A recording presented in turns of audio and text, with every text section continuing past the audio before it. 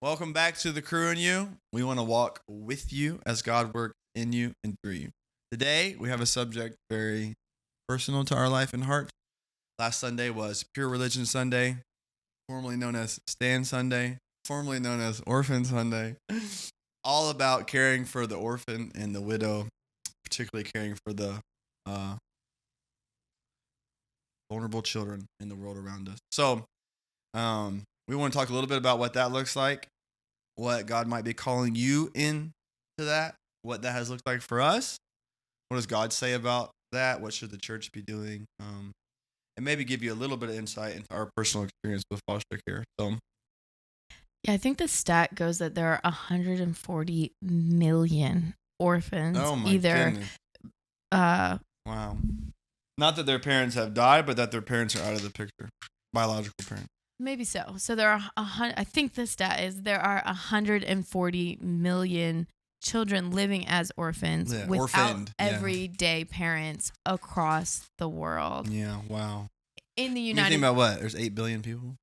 So that's like a huge percentage of Yes, there people are on Earth. a lot of kids even on the street globally that our church and partners Yeah. are working to help more. And then you look in our nation, there's 400,000 kids estimated in foster care, which we should describe what that is. Yeah. And so the needs are very great. And then Wow. you look at the Bible, which is what compelled us to not only care but act on it.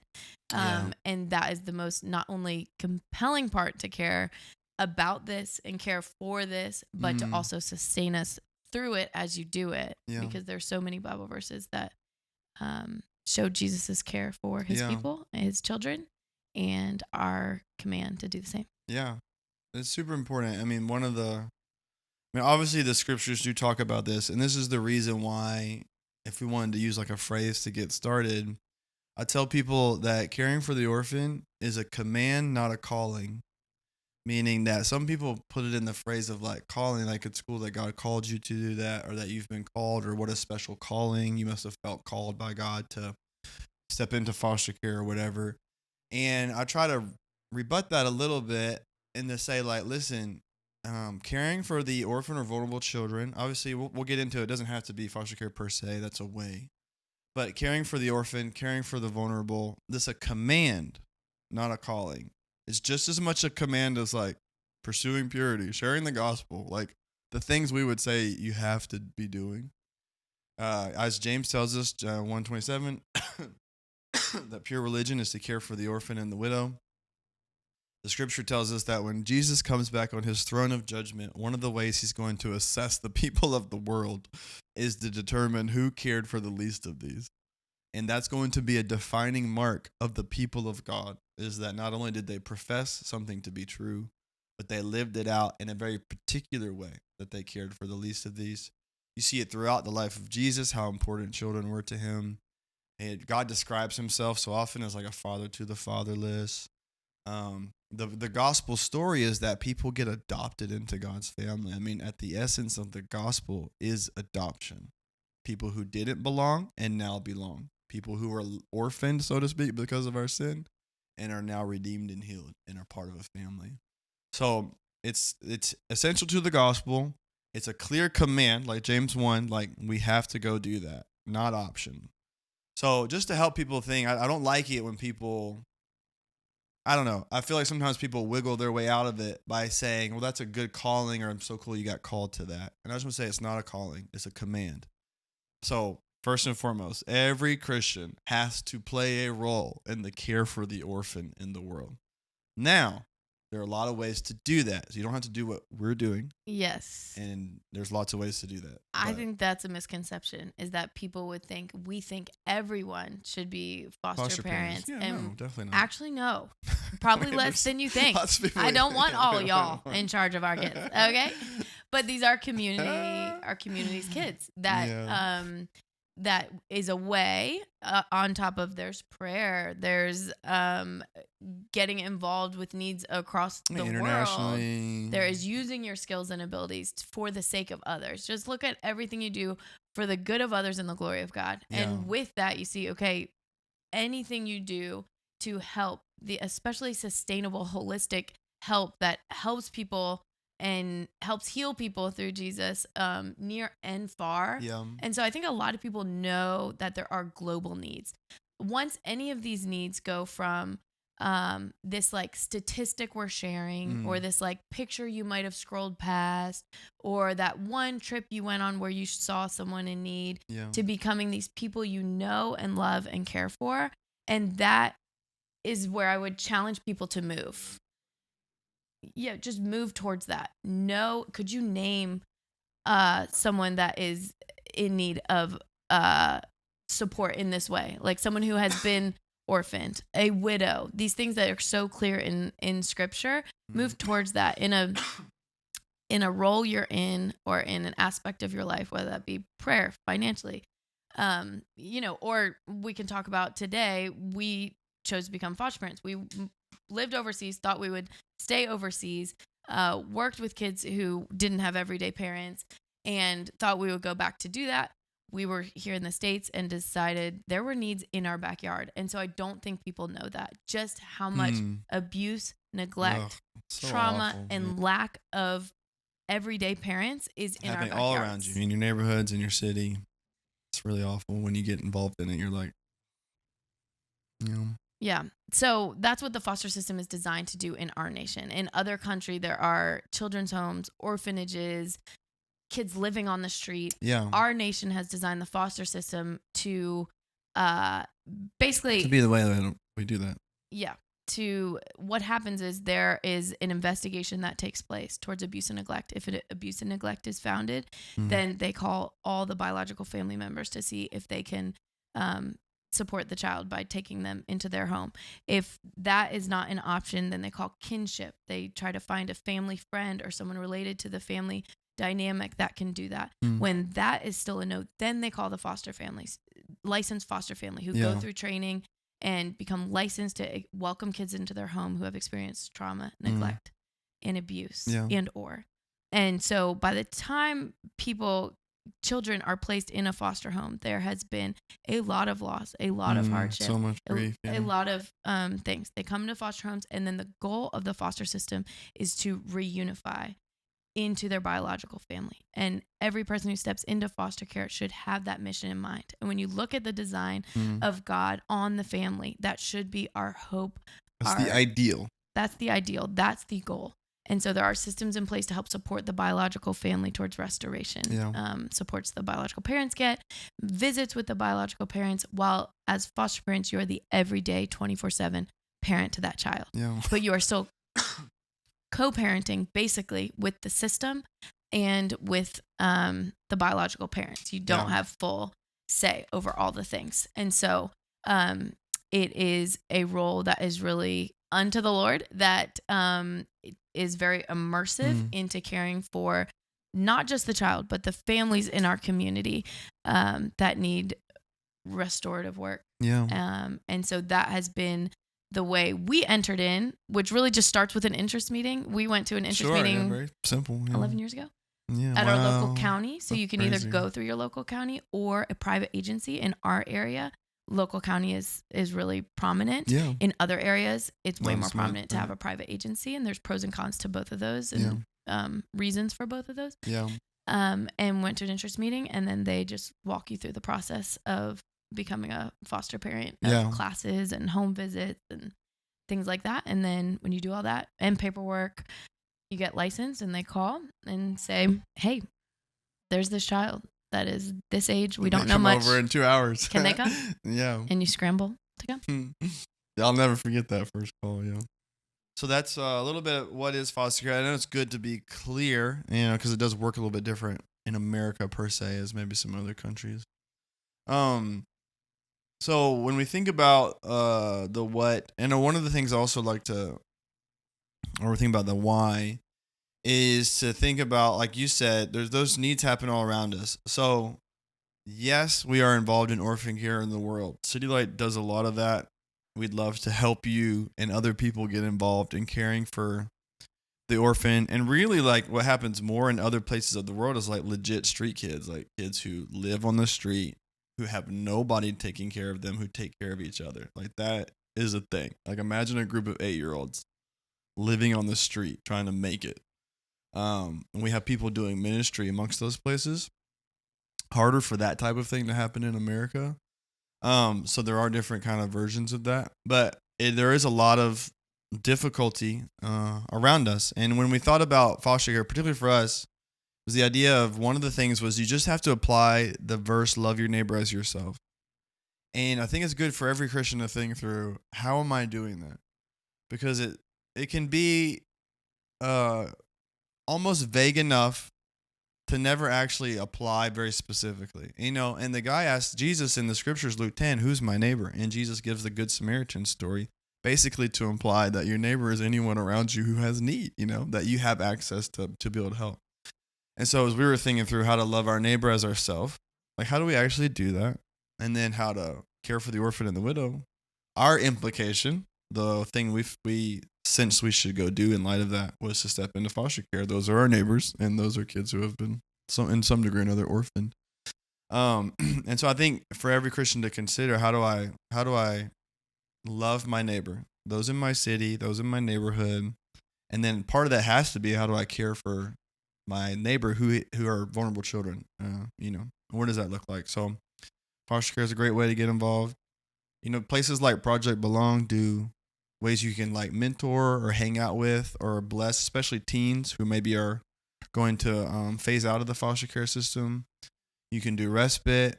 You can be a CASA. You can be involved in people's lives. You can support foster families. I mean, there's just so many ways. We'd love to help. City Light loves to help, but there are ways, simple steps to get involved in stuff like this.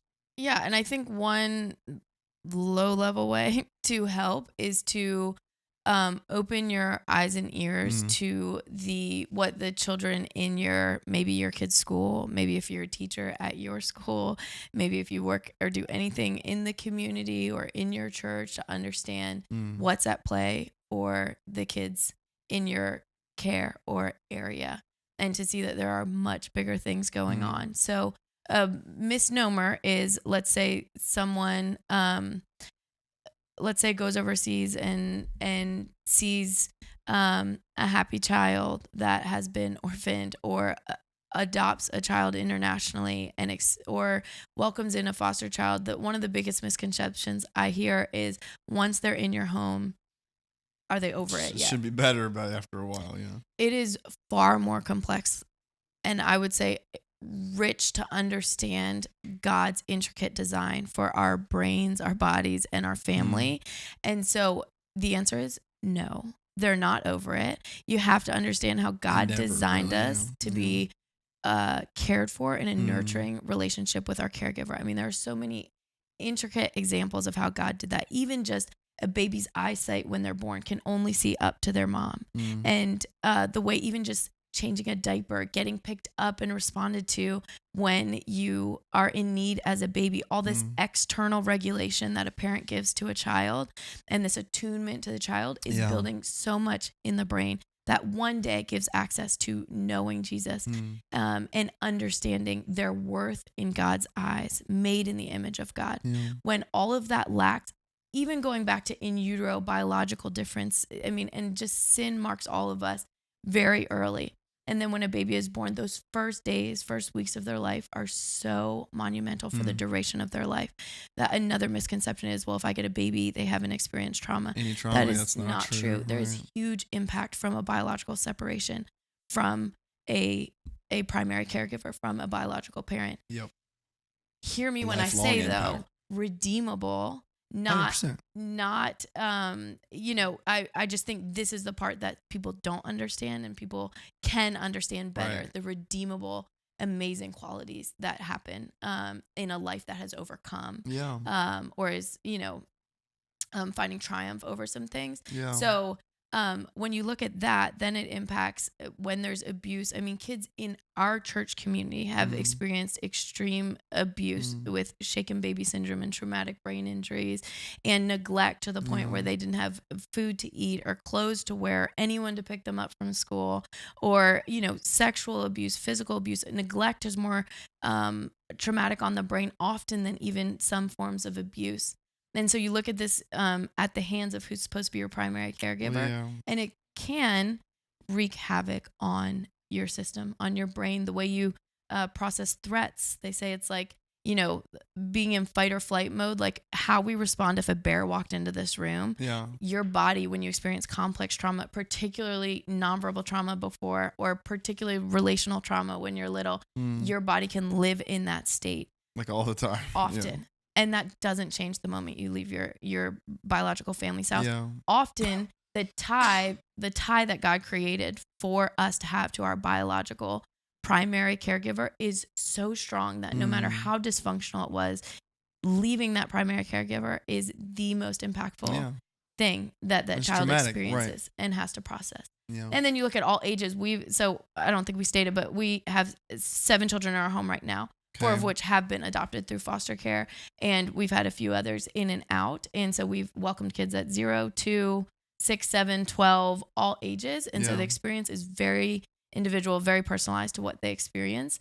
But it's very fragmented as far as the things that they can really miss about before, and the things that they really never get close to with a 10-foot pole, whether that be lacking food, whether that be clothes they wear, whether that be relational things they need. So the impact is deep and the work is ongoing. So you may see a kid that has been removed from that experience for a few years and still their brain has differences. However, what we also know to be true, that is clear in God's word, which is our hope and our help in all things, and is clear with how he designed our brain that should give us more awe of the Lord, is how malleable our brain is. Our brain can shift and change and reshape, and how incredible it is that we have a God who designed that to be the case. And we get to be the primary people in that work that help facilitate that change through prayer, through efforts, through getting help, through consistency.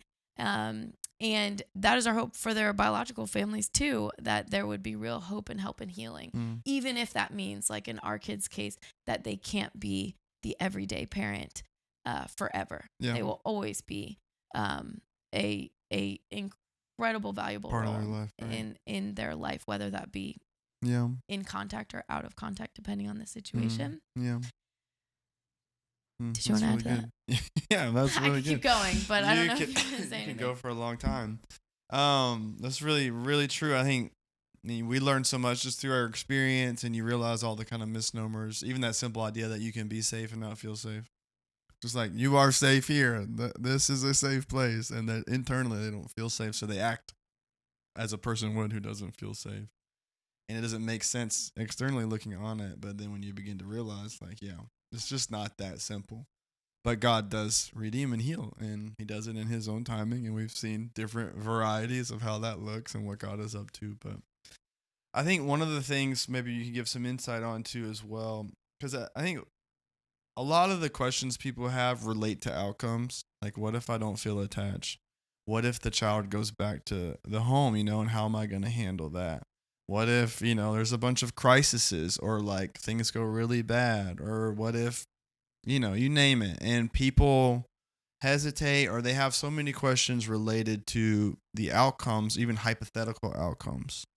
And so we've had this phrase we kind of live by, that it's about obedience, not outcomes. I can choose the inputs, I can't control the outputs. So, and that has really helped us. I feel like that phrase alone kind of pre-answers 100 different hypotheticals that say, well, I just can't even control or think about that, or worry about those things, or live in those. I have to just do what I'm called to do.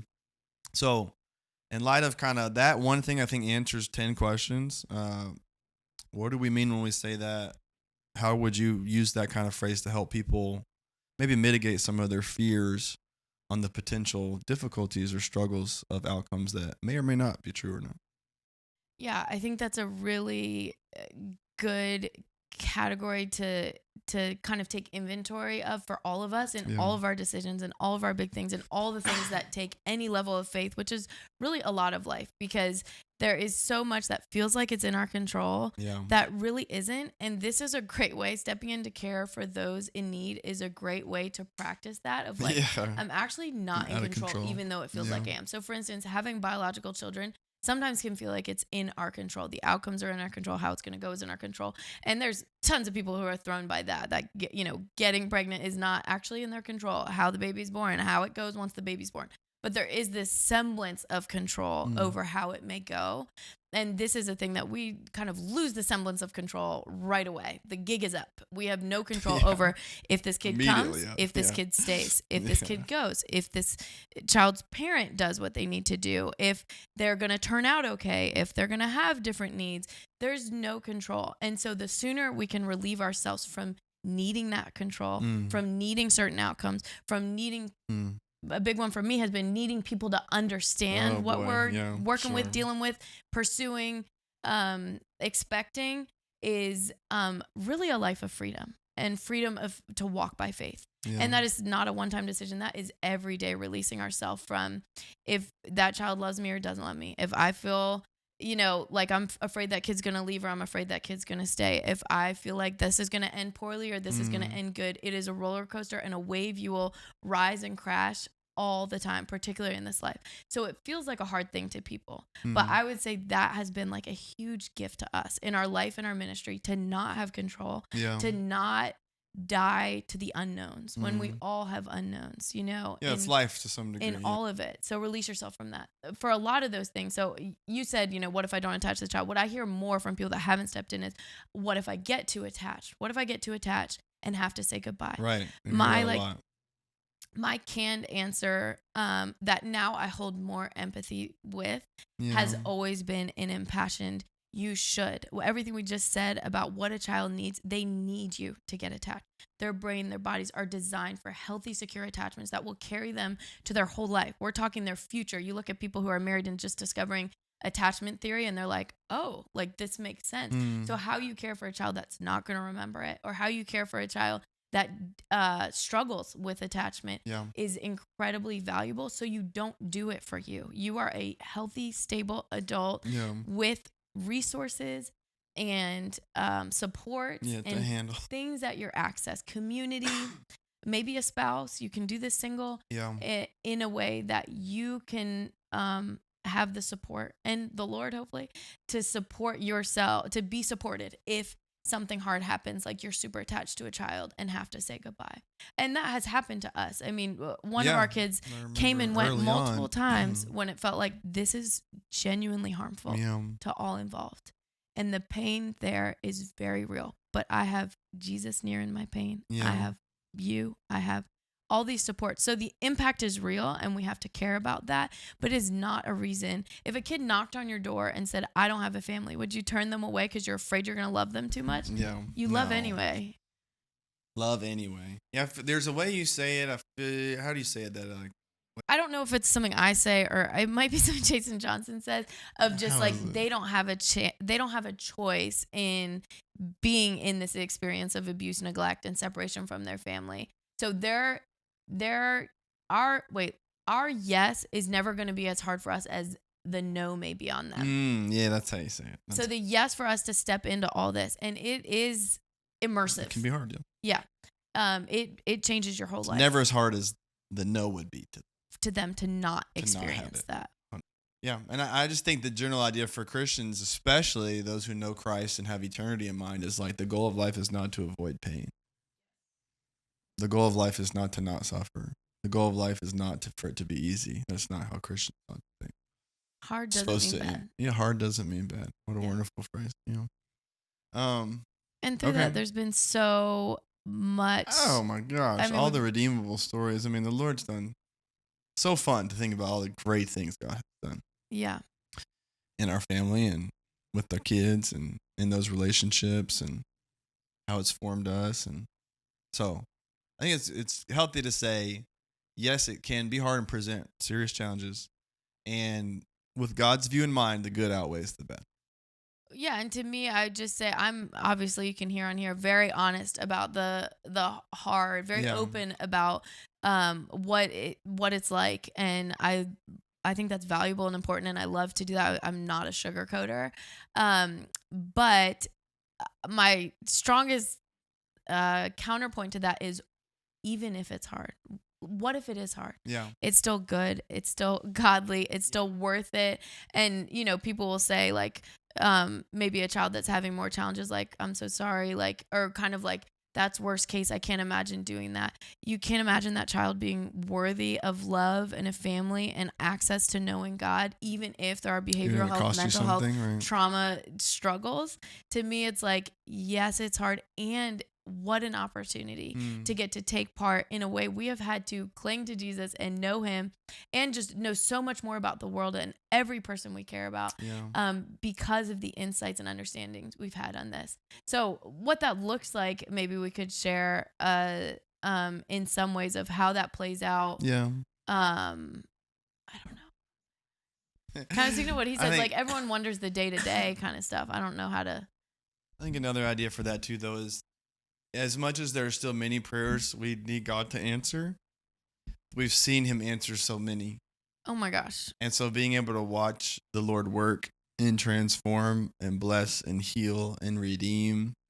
I mean, at the end of the day, especially for a follower of Christ, there's nothing better than like a front row seat to the work of God and having some role in that, just knowing you got to participate.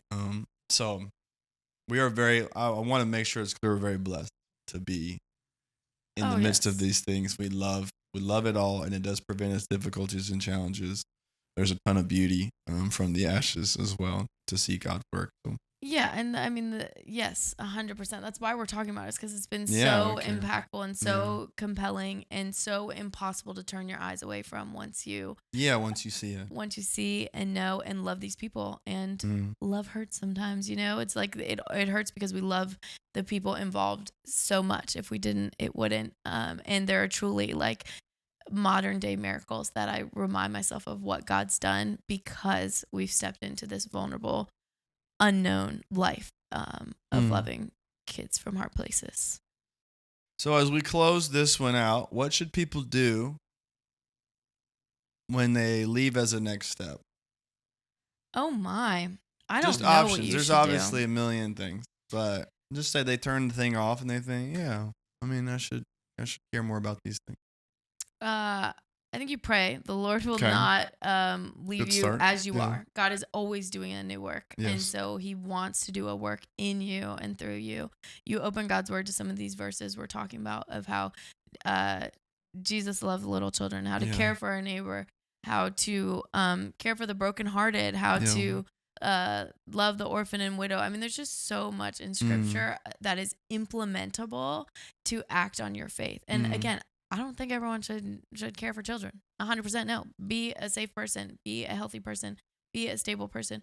But you can do a lot to extend your finances towards support of these things. To giving, extend your prayers, to extend your time. Look up your local system and see if that's something you want to step into. You don't have to know where it's going to lead you to know to just start. Yeah, just to start exploring. Just do something. That's really show up at your local church, show up at City Light, and see what ministries God may have you be involved in. And at a minimum, wherever you are working or around families, to walk with empathy, understanding that often things are deeper and more layered than they appear. And that is something, not a next step, but just to add is we could talk about another time that a lot of people ask is why it's so different parenting in this way of what's needed than traditional parenting. And that is something that particularly for us and our families in the church, that is another hill I can die on of what people think would help and resolve, which is actually the total opposite. Maybe that'll be part 2. What is helpful. I don't know if we'll talk about that, but there's a lot to be said to just be open-handed and for sure. Yeah. Okay. A simple, it is good. Just start exploring. What's that Jason Johnson book? Everybody Can Do Something? Or that's definitely no, maybe. Yeah, there's lots of resources. I know. I just want to give one. If you give 10, nobody does anything. But if you give one, is it called Everybody Can Do Something? So. Okay. So that's a good thing to read. Look up your county. Find organizations like Project Belong. I mean, there's lots of different steps you can take. And hopefully your church. If you come to City Light, there's lots to be done here, so we'd love to help you. So, all right. Well, very cool. Hopefully that gives a little bit of insight today into the why of foster care adoption, particularly caring for the orphan, and the what as to what does that actually look like, especially here in America. So hopefully that helps a little bit today. And this is such a big thing. Maybe we'll have to have a part 2 to give more detailed information on some things. If you're curious about more things we didn't ask, maybe send us a question next week. We'll be able to help answer that. So, as always, we want to walk with you as God works in you and through you, particularly as He works in you and through you to one way or another care for the orphan and the world around you. So, as always, thanks for joining us. Go be the light of the world.